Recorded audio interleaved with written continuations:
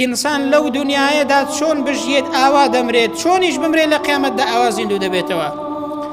مامۆستایەک بۆمان دەگەڕێتەوە دەڵێ یەکێک لە زانایان پیاوێکی خواناز هەبوو کە هیچ کاتێک نوێژی جەماعەتی بەزایان نەدەدا و نوێژی جەماعەتی نەدەچوو، لە ماڵەوە بوایە، لە سەفەر بوایە، لە هەر شوێنێکی بوایە ئیلا نوێژەکەی خۆی بە جەماعەت دەکرد.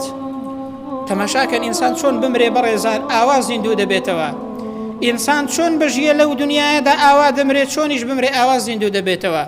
دەفەرمێ ئەو پیاوە خوای پەروەردگار کردیە قسمەت و نسیبی لە سەعات 2 شەودا، لە کاتی شەو نوێژدا، لە کاتێکدا کە جل و بەرگی مەلایەتی لەبەر بوو، لە کاتێکدا کە مەندیلی لەسەر بوو، عەمامە و جل و بەرگی مەلایەتی لەبەر کرد بوو، لە سەعات 2 شەودا لە کاتی شەو نوێژدا خوای پەروەردگار بردیەوە بۆ لای خۆی، ڕۆحی کێشا و ئەو پیاو مرد و ڕۆحی چۆ لای خوای پەروەردگار.